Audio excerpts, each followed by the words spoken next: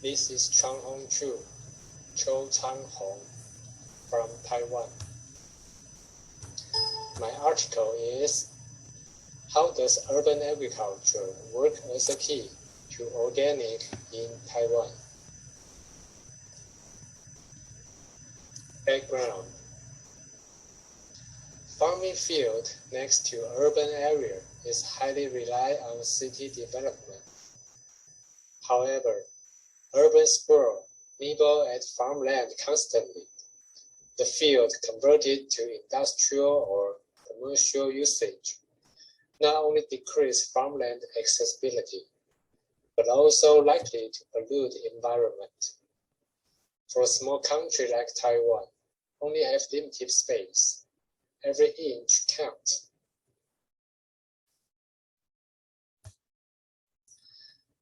I rent a piece of land at Gangyuan, Shulin District, New Taipei City.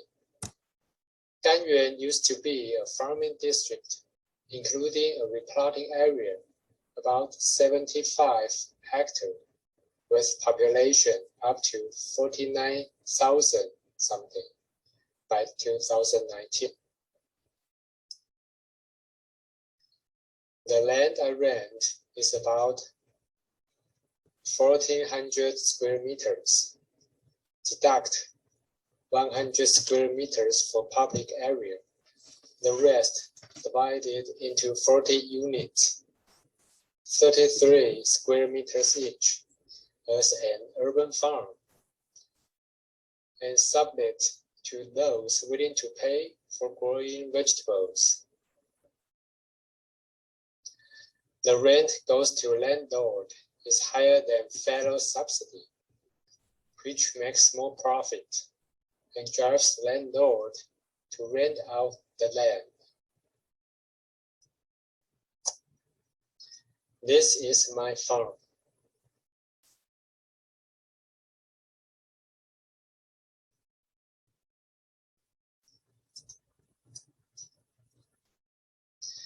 This mechanism strikes a balance between supply and demand of farmland, create cash flow, and bring in landlord and residents to work together. For those willing to step into urban farm, I tend to buy and support organic product. These days, people more concerned of health and hygiene. So does food safety. Organic product comes into play at this point. Also, they would like to try organic way producing food. That means urban agriculture meet their need of safety food and recreation. Living in the city is stressful. To relieve stress is necessity. Unfortunately, city full of air pollution, it's hard to find a clean outdoor space. But urban agriculture can be a solution. Plant tissue can absorb dust and absorb CO2, which can purify air and reduce medical costs. Urban farmland works just like a green lawn. Unlike rural area with high crop productivity, urban farmland do more than that. It provides space for residents to enjoy green and close to nature, which help participants to de-stress and regain happiness. Here, I would like to show you a video.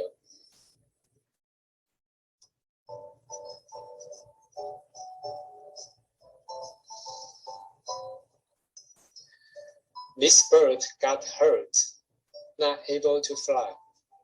Someone bandaged it. During its recovery, the poor bird feeds in farm, pick up bugs, and get close to farmers.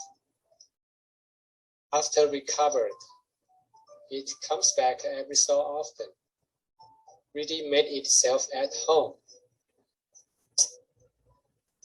It's heartwarming to see.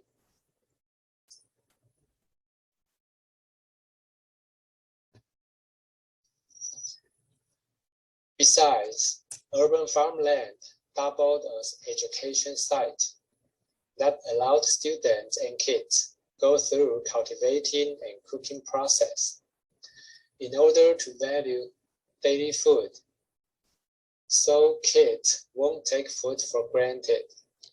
Also, they will care more of environment. I'd like to show you another video.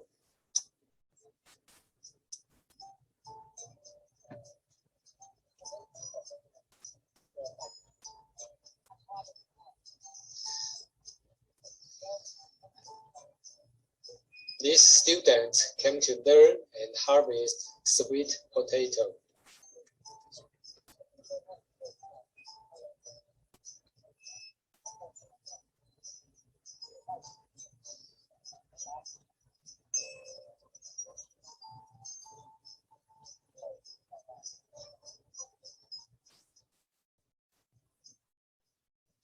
We made barbecue traditional way.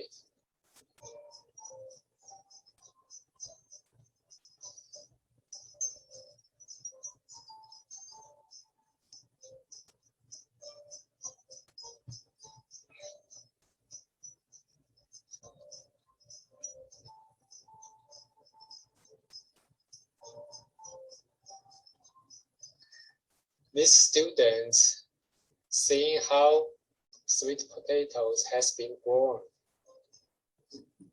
Happy eating, happy learning.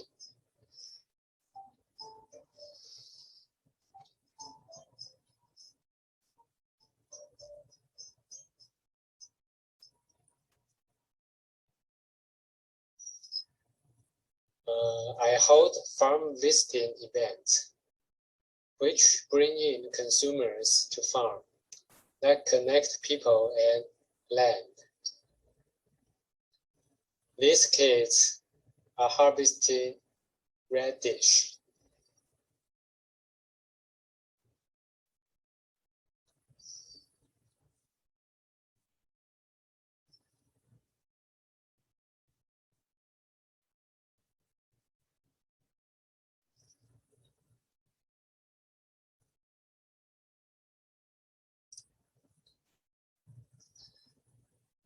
This picture shows twinkle of fireflies come around when I work during night time. 2 years ago, landlord used chemical which suppress the insect. After I ran the land, I get rid of chemical, and fireflies make a comeback. This snail eater take good control of snails that reduce damage of crops.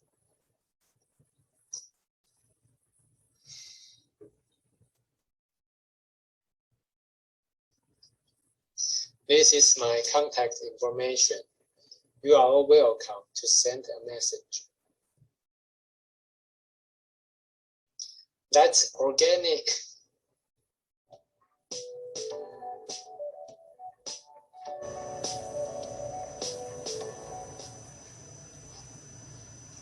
The ongoing crisis for family-scale farms all over the world continues, with farmers bearing all the brunt of economic injustice and changing climate.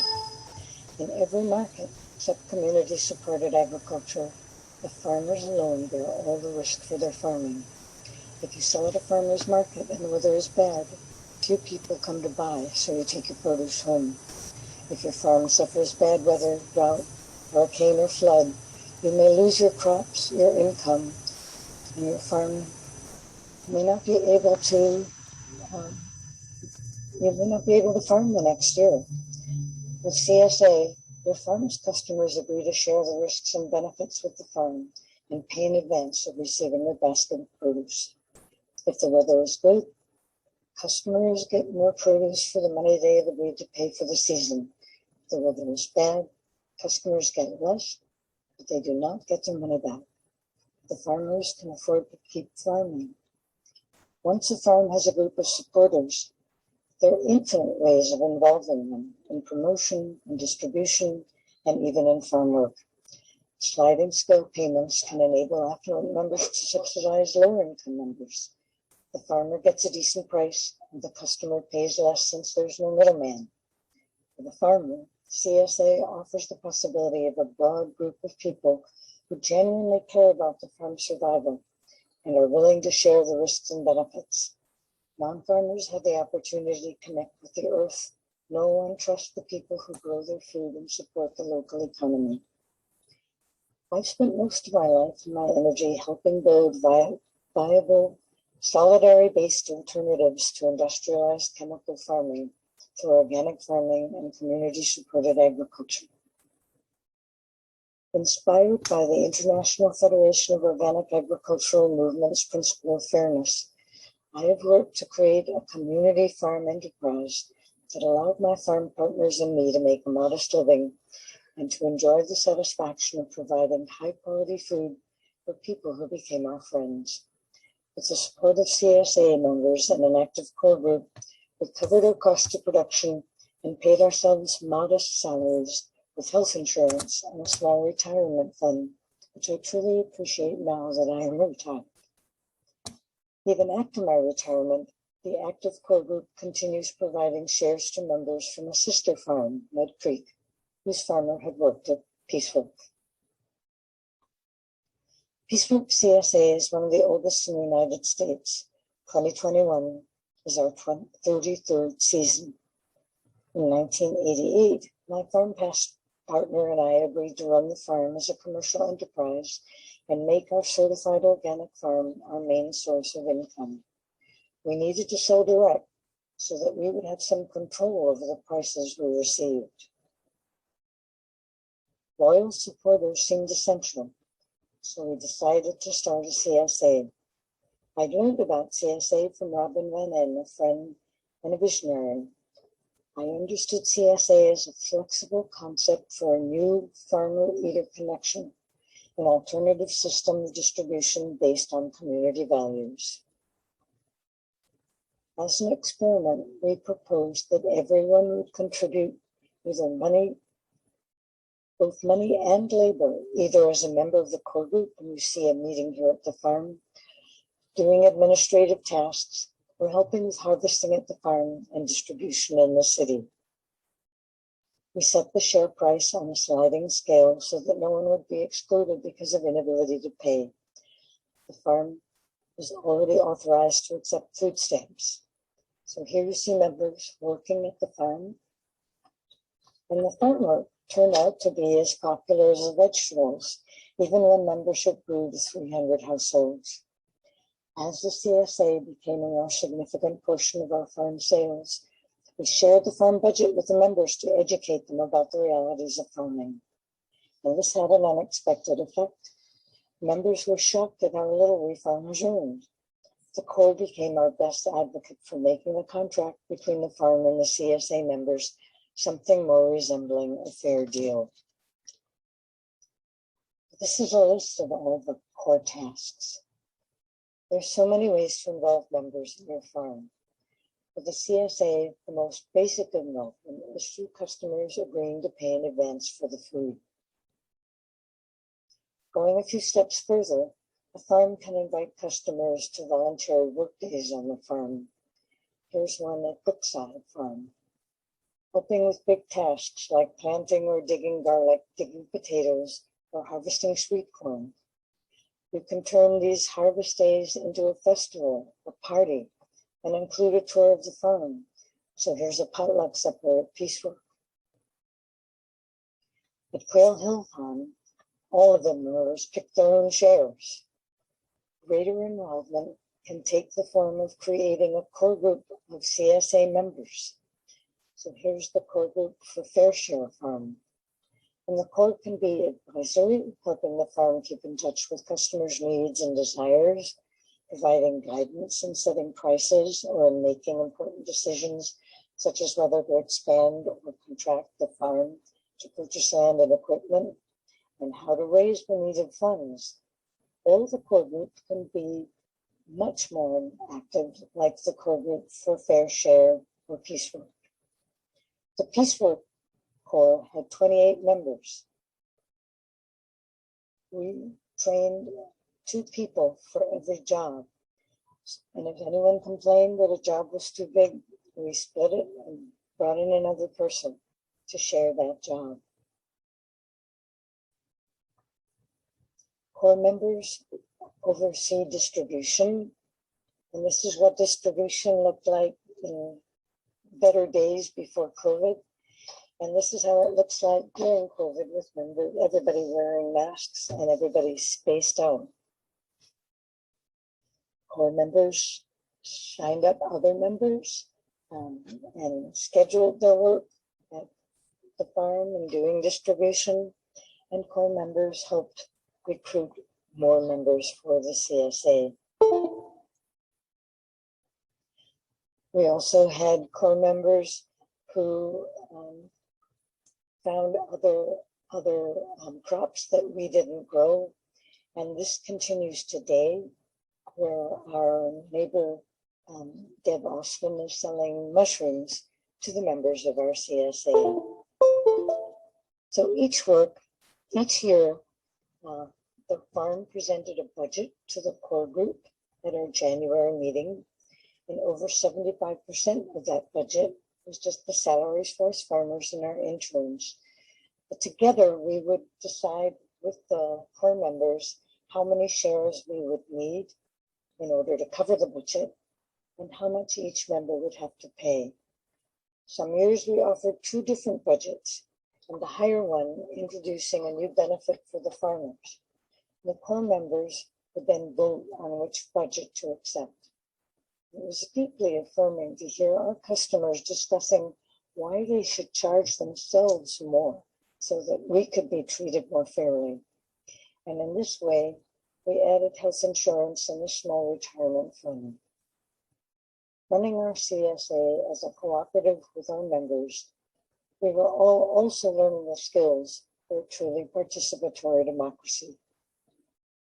The Peaceful Corps included these members, and it was just so much good work doing it together.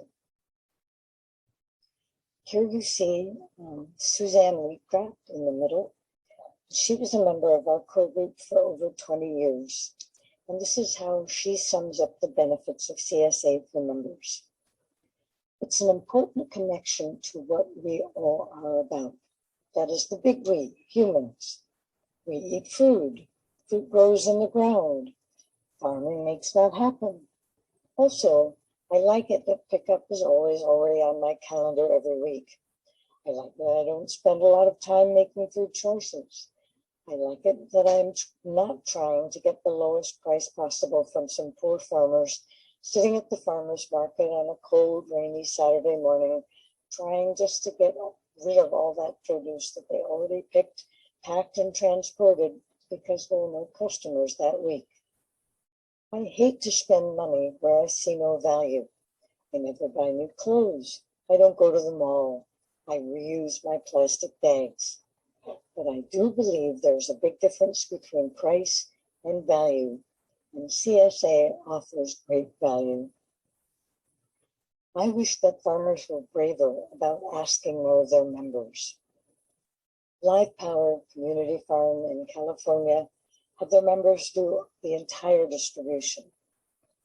The Temple Woodland farmers asked their members to contribute money so that a land trust could purchase the land that the farmers then leased and used for their farming, and that continues to this day. At our farm, bringing the children to work turned buying food into an important family entertainment and a path to learning about the cooperative organic food production that mitigates climate change and is a model for the future. In 1989, we were the first CSA within 200 miles of Rochester. We resisted the encouragement to get bigger and taught others to do it instead. So here you see pickup at Felon's family farm, and today there are more than 20 CSAs serving the Rochester area. Reducing CSA to a mere food box subscription scheme castrates its transformational power, taking away its ability to create lasting relationships between the people who grow food and eat food. A slow food founder, Carlo Petrini, would say, CSAs allow citizens to become co-producers with their farmers rather than passive consumers. At their best, authentic CSAs are a win-win-win. Farmers get living wages and the freedom to worry about profits and losses. Everyone weathers the tough times and benefits from the good times. Nothing goes to waste, and community investments help pay for land and equipment. And most of all, eaters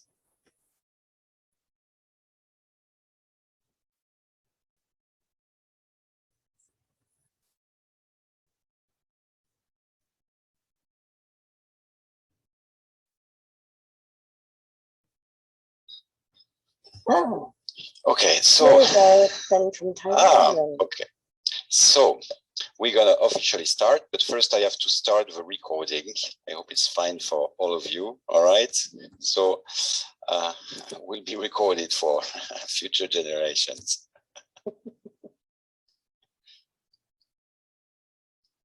Hello.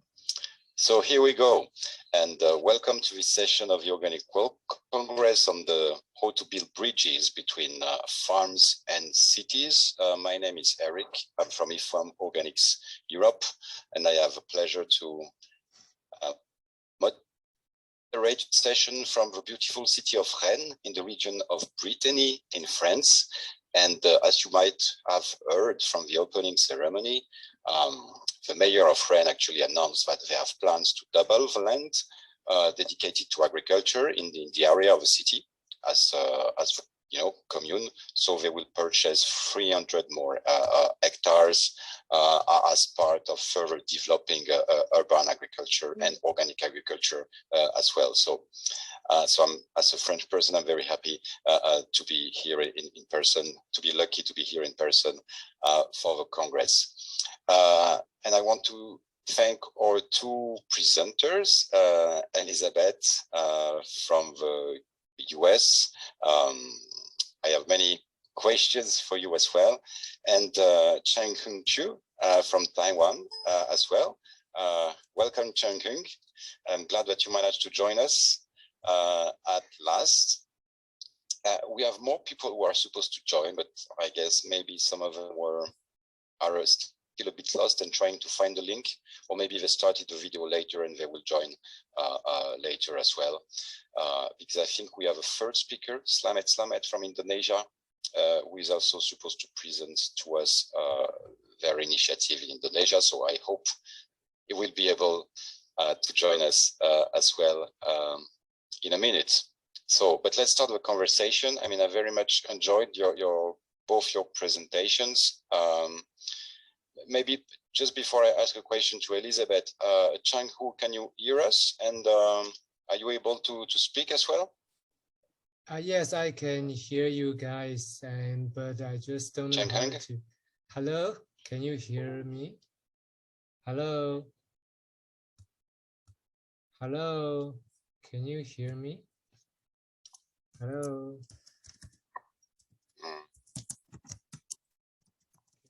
Can you hear me?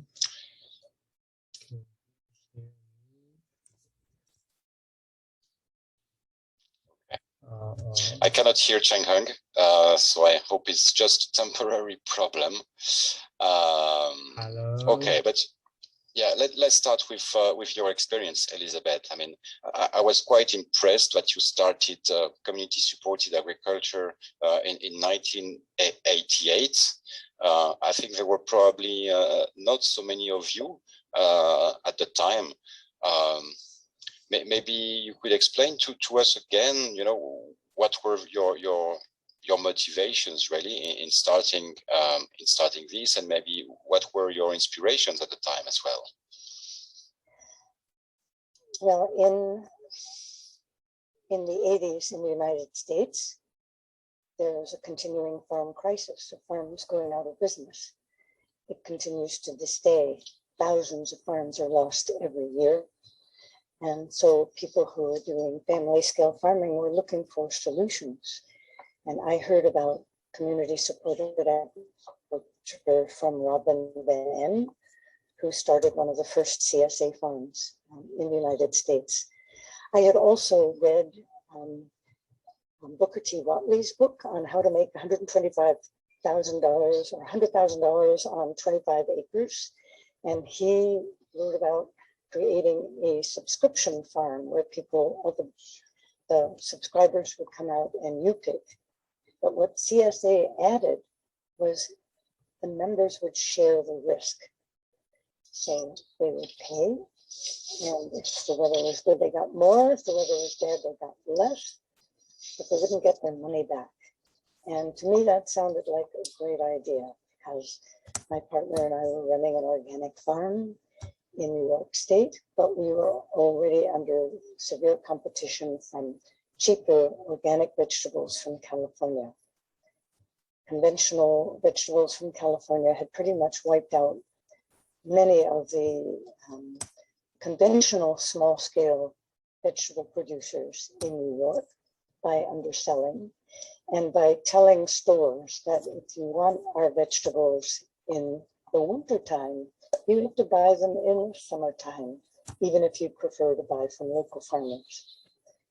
So having a group of loyal supporters for our farm who signed up with us for the whole season and agreed to cover our budget seemed like the way to ensure that our organic farm would survive. And it did. Okay, yeah, it seems that you were indeed pretty successful at building this community around your farm, like you explained. And I think you said in your presentation as well that now there were more than 20 such community-supported farms in your area. So I guess what's the state of development of community-supported agriculture in the US now, in your assessment? Well, nobody knows the exact number, because when the Census of Agriculture was done, they asked the question the wrong way.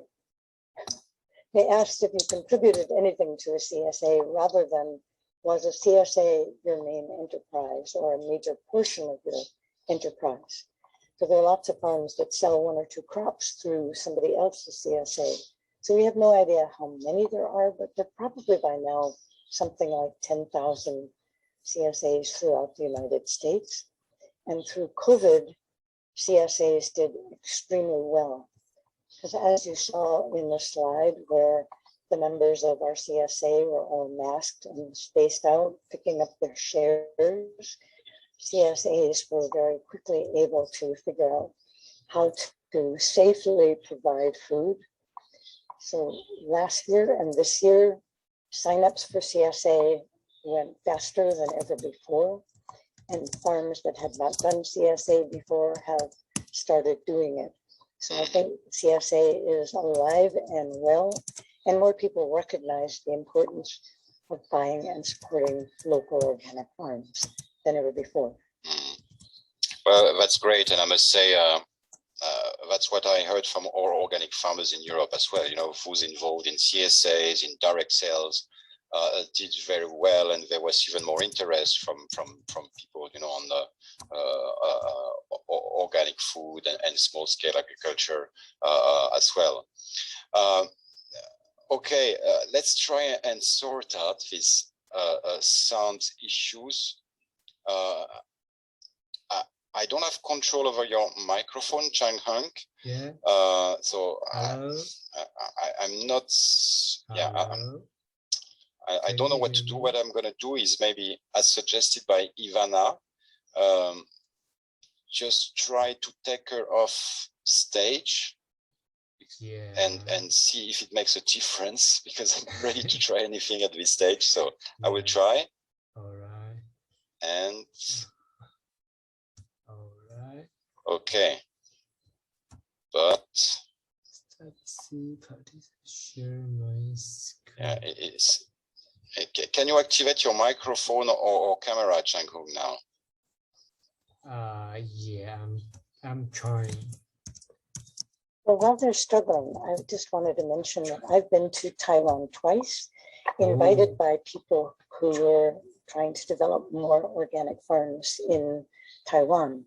And they had a wonderful vision that each city should be surrounded by a ring of CSAs, enough to provide the fruits and vegetables and maybe some of the meat or eggs for the people of that city. And I think that's a vision that we could pursue in every country. It seems that Chang-Hung contributed to making this vision a reality, and it would be great if we could be able to hear from him. So I'm sorry about this technical issue. Okay, I see that we have with us as well Yumiko. Yumiko, is it possible for you to turn your microphone on?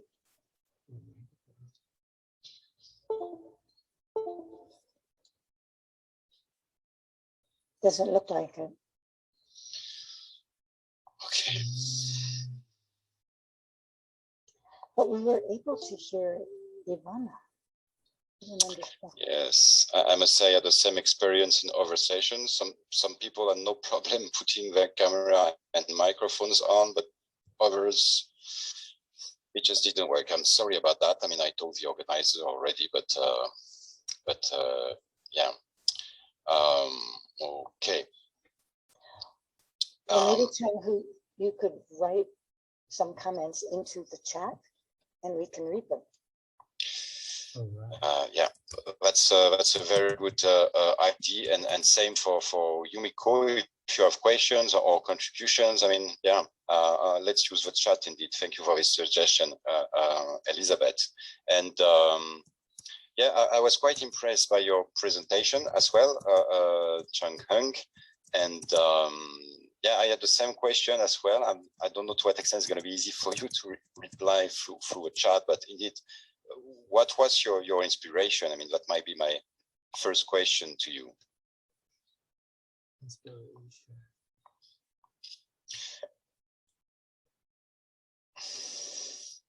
you write that in the chat? And in the meantime, I mean, I'm going to try and find a technician because, okay, so I will be absent for 2 or 3 minutes. Okay, feel free to discuss among yourselves. To try and sort out the microphone issue. Switch on the camera, so keep the company to Elizabeth and have some. Thank you, Ivana. Completely newcomer in the field and not really an expert in community support agriculture. It sounds like a very good concept for, as you said, sharing the risk so that many newcomers can join, and maybe people that are not that experienced. What kind of profile of farmers get involved in a more recent time? Elizabeth, if I could ask. Well, more and more different kinds of farmers are getting involved in CSA. And initially, it was smaller scale organic farmers like myself. We grew 25 acres of vegetables. But now there are urban farms that are doing CSAs. There are schools that have CSAs. Mm-hmm. There's some not-for-profits that sponsor CSAs. Increasingly, there are farmers of color who are growing food for their own communities, sometimes delivering to inner city places where there is no fresh food available. So, you know, providing a really important service. One of the farmers who's supposedly at this Congress somewhere, Maggie Cheney, her farm is in rural New York, but most of her customers are people in New York City and the New York City area. Many of them people who suffer from HIV, her farm, Rocksteady Farm, works closely with health support organizations that service people with severe illnesses. And together they raise the money so that the farm gets a fair price for their produce, but the members get either free or very low cost organically grown food every week. And I hear from Sabine Krummerai that she can't hear us or see any picture. Oh. It's really strange how this selectively then happens, that some technology works and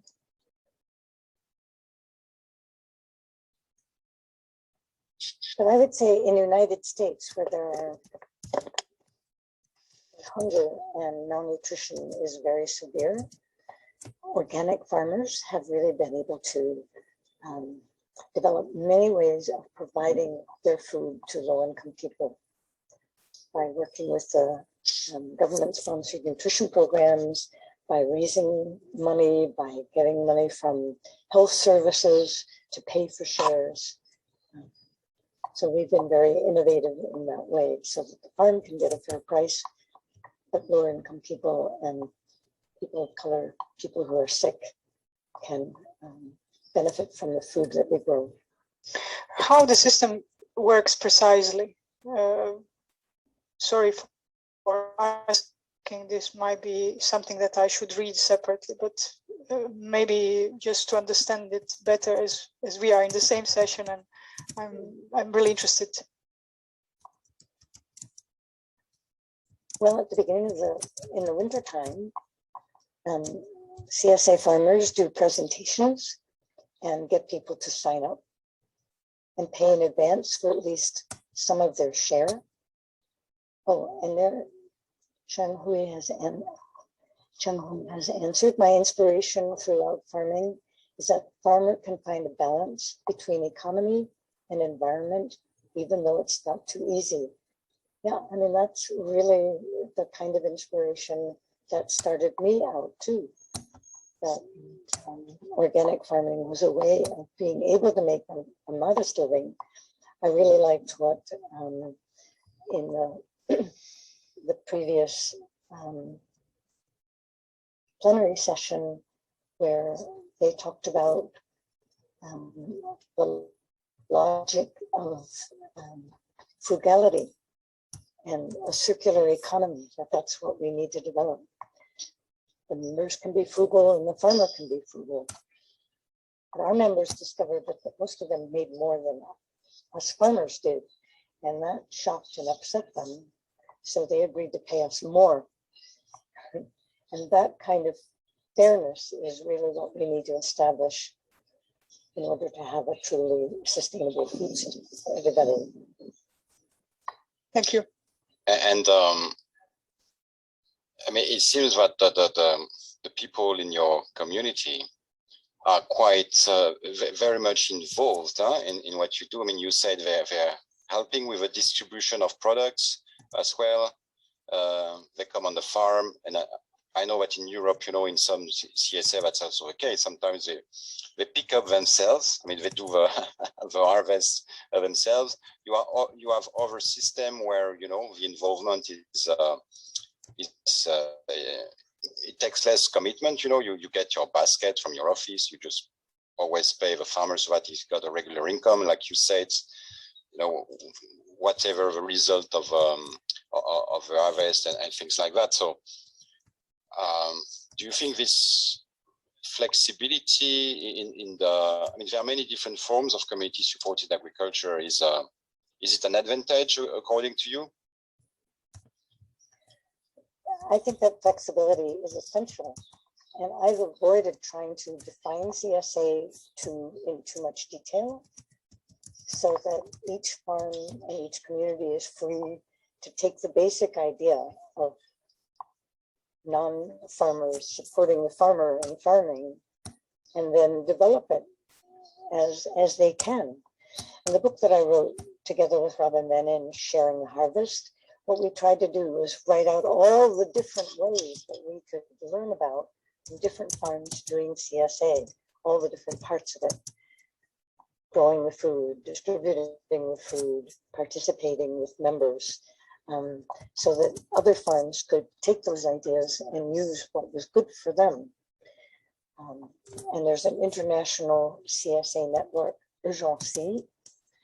But while I'm talking, Chun-Hoon, maybe you could write an answer to another question that I have for you is, how did you learn how to do the farming? But Urgency is the international CSA network, and they have helped spread CSA to all continents except Antarctica. And there are CSAs in almost every country now. On their website, urgency.net, there are tremendous resources in how to start a CSA, videos, training. They've been able to send farmers from one country to another to teach people. Yes, I can write down. Sorry. And yeah, they promised me a technician, so we'll see if there is a person coming to help get the other participants to activate their microphones. But yeah, Elizabeth, ask you a question, Chang-Hu, and yeah, I would like to add one, as well, because from what I understand, from what you did, you're sub-renting pieces of land, and it would be great if you could explain, how you've connected with the farmers who are on this land, and how you managed to convince them to be organic. Yeah, how did you manage to connect with the farmers, and in turn, yeah, I will start with that.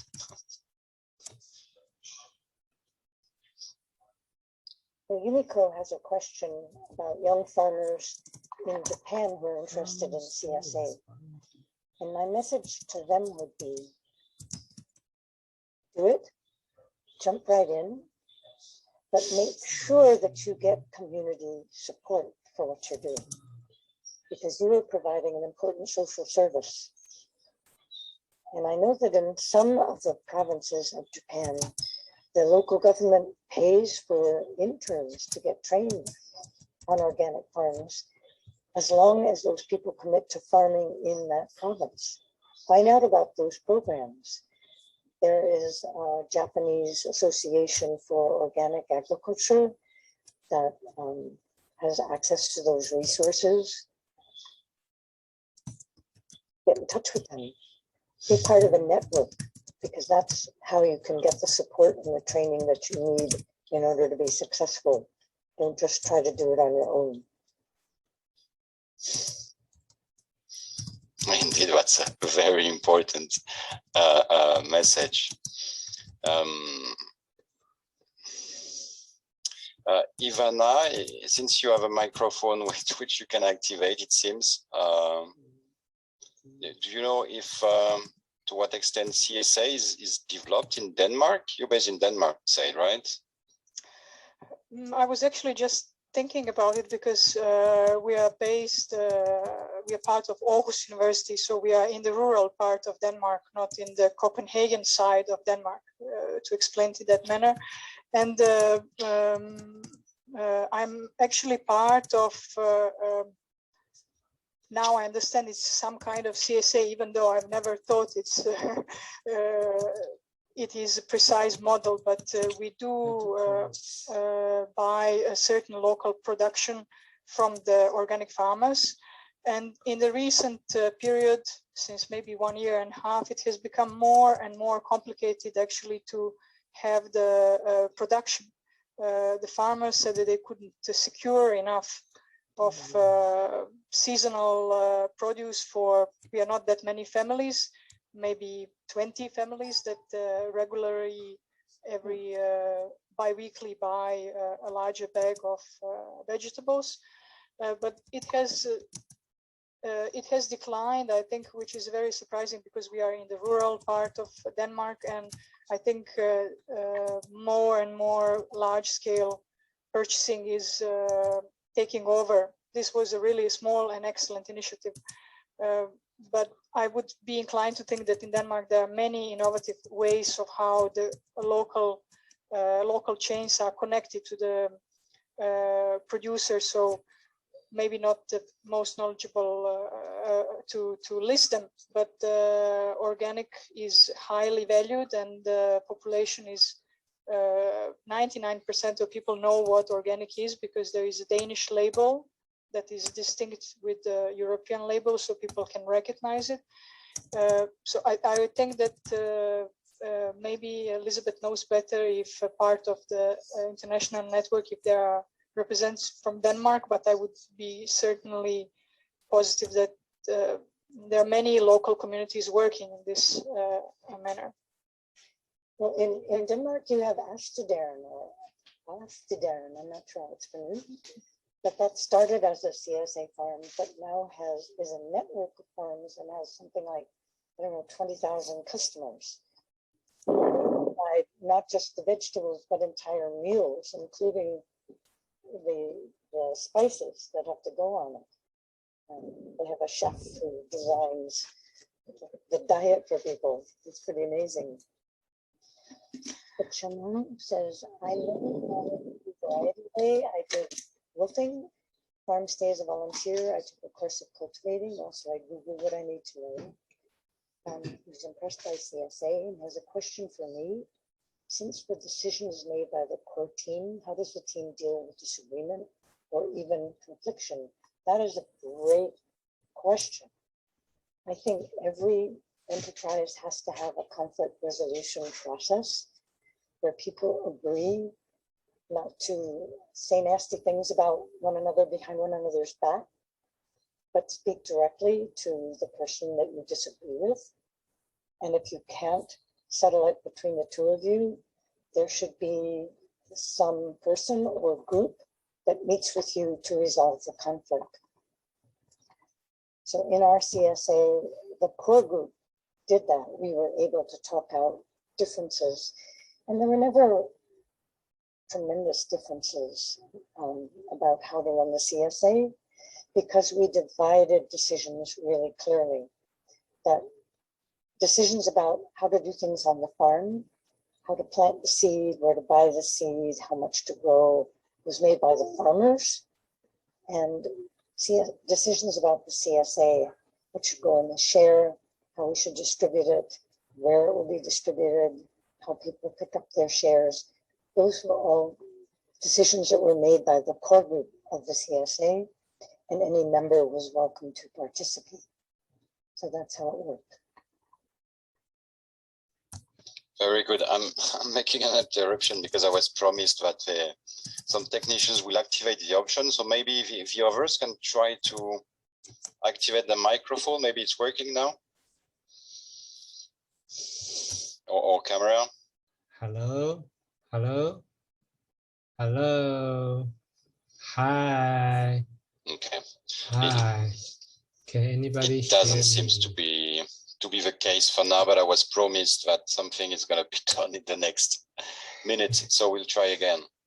So I don't know, maybe I can share my experience. I mean, I'm from France, but I live in Belgium, and in both countries there are yes, this active CSA movements to connect the farms and the farmers, and like I said, with very different models and level of involvement. And like you said, it's good to have flexibility, because different people have different resources, time available. So it's nice that there are different ways for them to support local farmers and organic farmers in the way which is the most appropriate for them.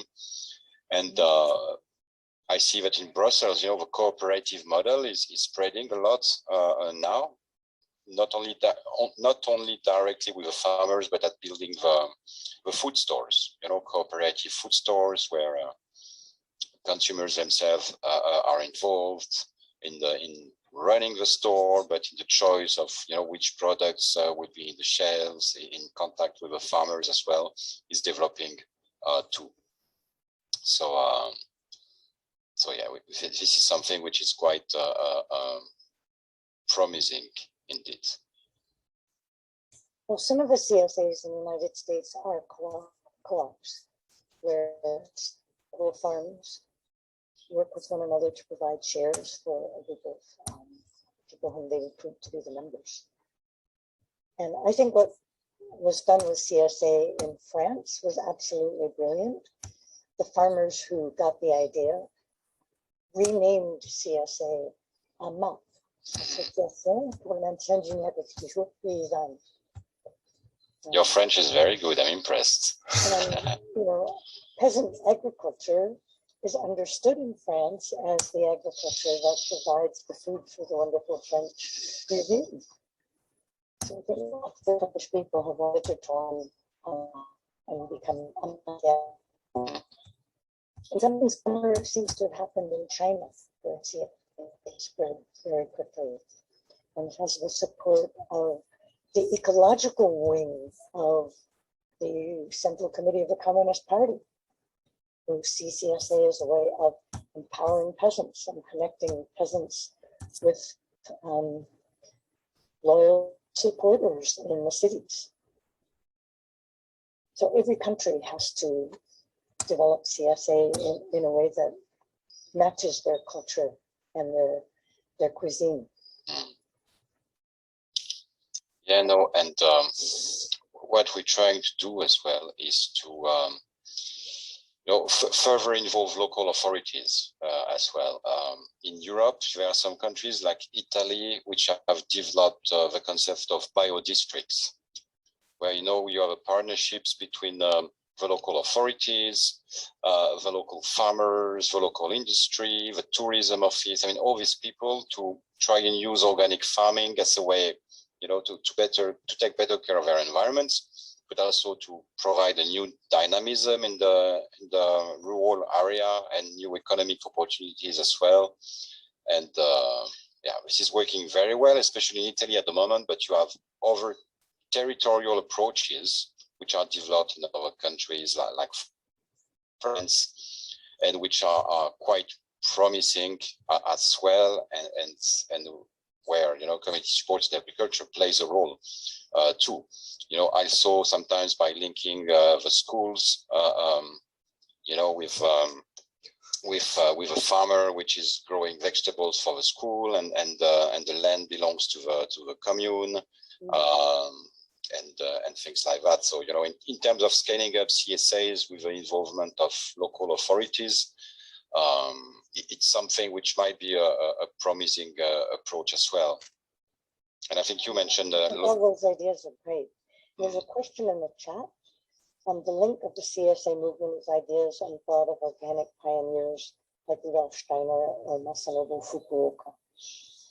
Absolutely linked. There are quite a few of the CSAs that are biodynamic, who were inspired by Rudolf. But Rudolf was very honest about where he got his ideas about farming. He learned from Austrian peasants. And Masanobu Fukuoka learned from Japanese peasants. And in the United States, farmers like me learned from French peasants. And more there are farmers who learn from the indigenous people of Africa and Asia. In organic farming in the United States, a lot of it comes from Sir Albert Howard and the Soil Association in England is where we learned via Rodale. But Sir Albert was very clear that he learned from the peasants of India. So organic farming is building on indigenous knowledge and indigenous innovations. And I think as a movement, we have to be very clear that innovation is not only the highly technical GMO industrialized innovations of engineers, but the day-to-day innovations of people who are close to the land, who are growing food, and who are in touch with their community. And CSA itself is an enormous innovation, clarifying that for small-scale farms to continue to exist, they need the support of the people who are not doing the farming.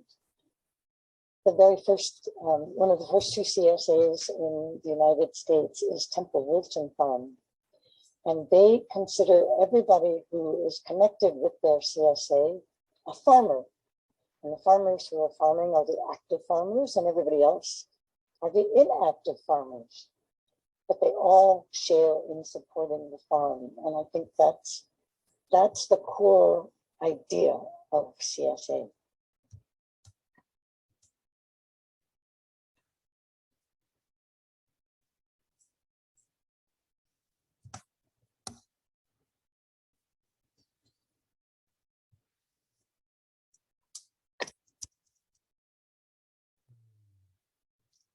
Hello.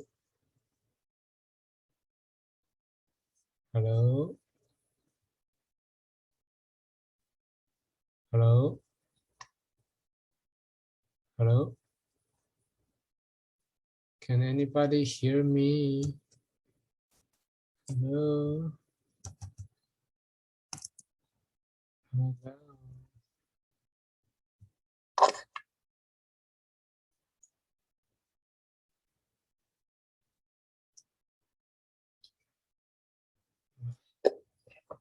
Yeah, I'm sorry, I have technicians coming, but nobody seems to have a solution. Cheng-Hu and Yumiko, maybe you can try again to turn your microphones on. Maybe it will work this time, who knows? Hello, hello, hello, and say hello. Well, Yumiko says the consumer community is getting elder year by year, but surely there are no families in Japan. And I was invited to Japan to come talk about CSA because in the United States, most of the people who are members of CSAs are young families who discover the need to eat organic food because they want to eat something healthy to their children. And I think in Japan, part of the problem was CSAs were clubs that were formed by members who then were loyal for 30 years. So 30 years later, the lead members of the clubs were women my age, and young women or young families had a hard time joining those clubs. But redesigning it around the needs of younger people is what needs to happen. I'm not sure why it is so difficult. And Chen Hong says he can't get his microphone to work. Dear Changung, I don't think it's a problem with your microphone because we had the same problem yesterday in some of our sessions. Some people can activate their microphones, but others not. So I'm really sorry about that, but it's a good idea we ask you to pre-record your presentation so that we could learn from your experience in Taiwan as well. But maybe a question, I mean, are the farmers on your land in Taiwan, are they making a living thanks to this initiative, and how do you connect them to the consumers as well? If you have time to reply in the chat on that. And I don't know, maybe there are other participants who want to intervene. Who maybe you can all try to open your microphones and make a contribution if that's possible. Or write a question in the chat. Indeed.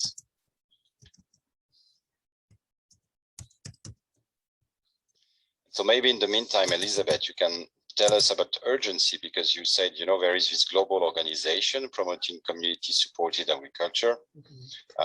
We actually, you know, cooperated with them last year on the issue of access to land, because, you know, that's a big challenge for young farmers, for organic farmers, and especially around cities, actually.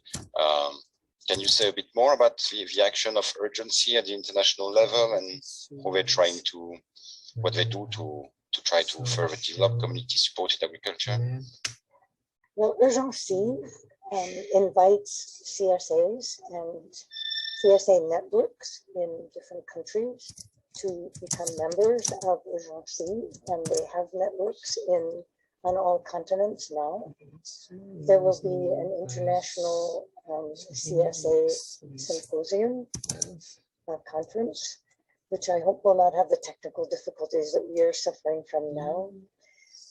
We plan to hold it in Manaus, in Brazil, and I thought it was going to be my opportunity to get to visit the Amazon, but unfortunately it is going to be online. But it will take place at the end of October with the General Assembly the first 2 days in November. The title of the conference is Decolonize Your Plate, Amazonize the World. People are I urge you to sign up and participate. There will be workshops. There will be discussions about CSA, lots of resources. There will be a whole day of CSA videos collected from all over the world. And there will be regional gatherings so that you'll be able to talk with other people from your region about getting better organized, and then also contributing to the international network. So it's a network of networks. Up in France is very active. And in the United States, we finally have an international network as well. I mean, a national network, the CSA Innovation Network.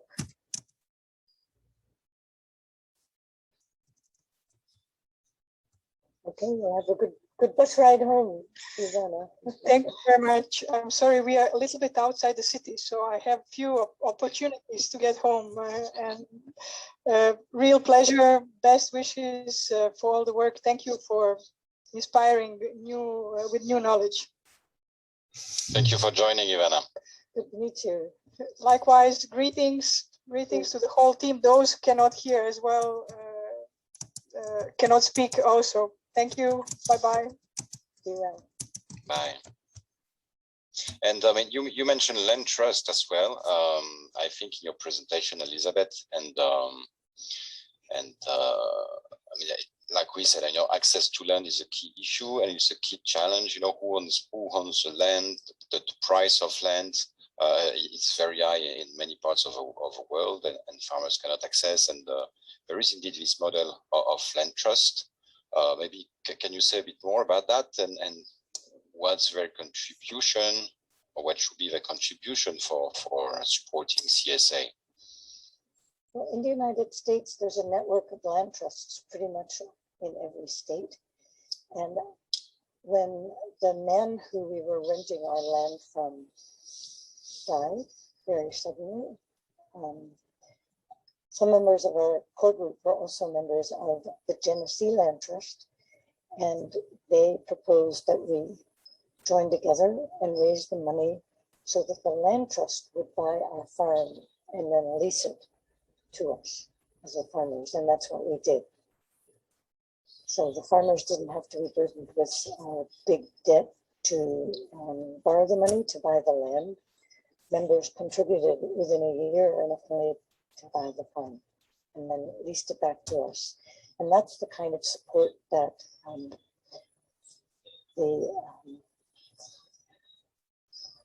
CSA in New Hampshire has had, and several other CSAs around the country in the United States. And I believe there are more CSAs that are now, more land trusts that are understanding that they can purchase land and lease the land to farmers as a way of breaking into what's more and more expensive markets for real estate. It's absolutely necessary that that happen.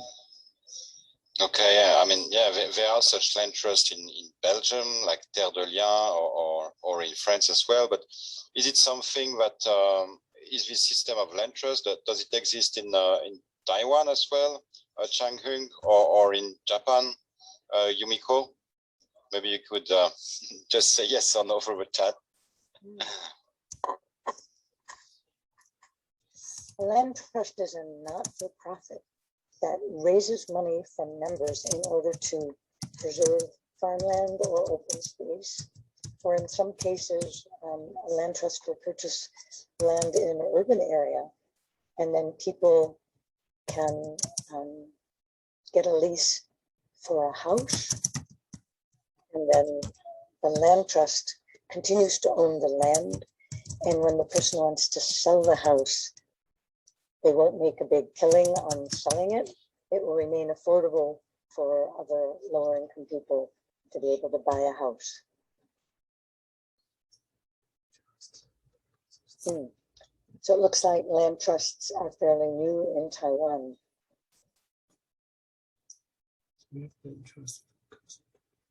In France, there's Terre de Liens, which is a project that's buying up farmland and providing access to farmers. And there's a similar in the United States. There need to be a lot more projects like that.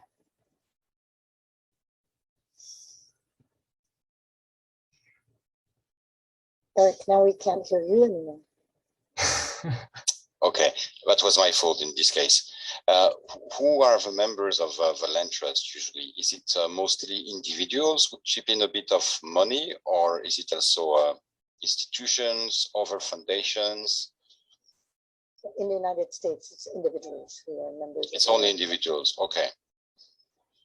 But the state of Vermont has a state land trust that has the right of first refusal. If farmland comes up for sale, the state land trust can buy that land and then either lease it or sell it to farmers.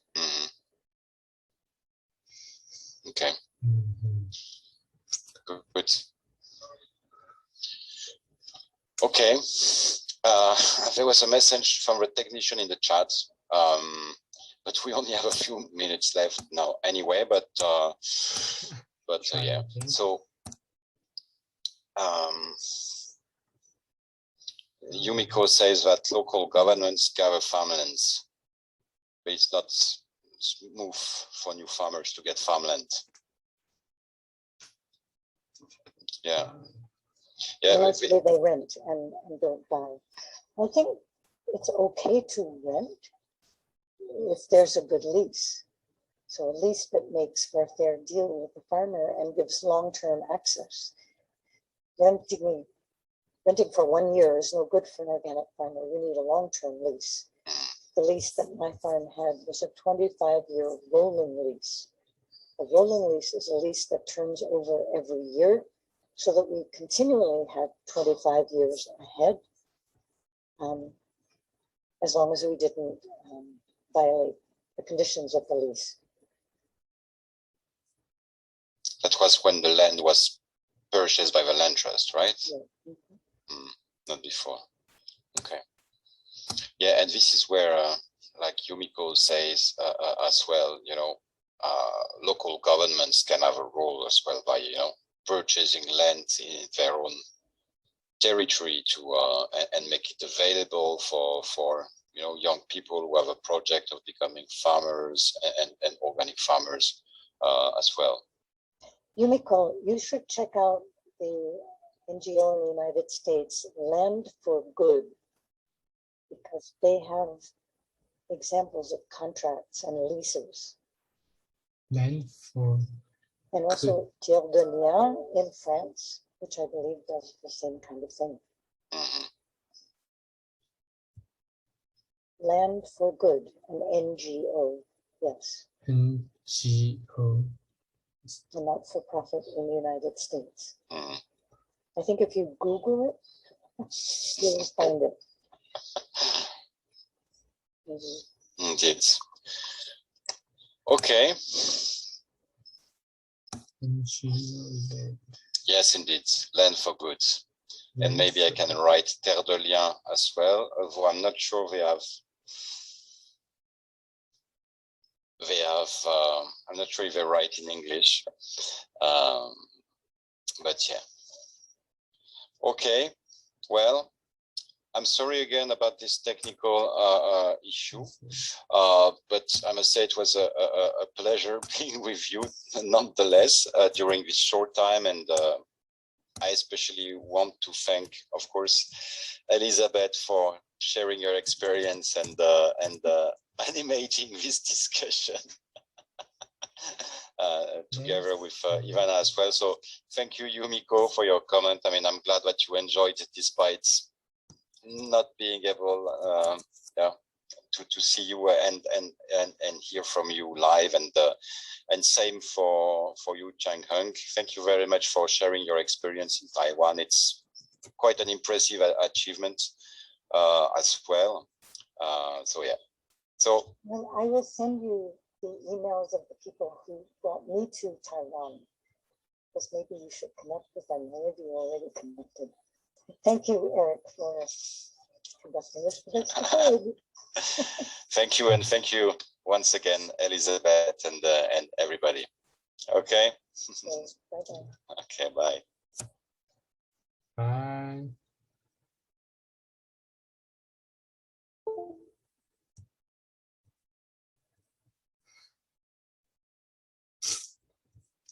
Wait,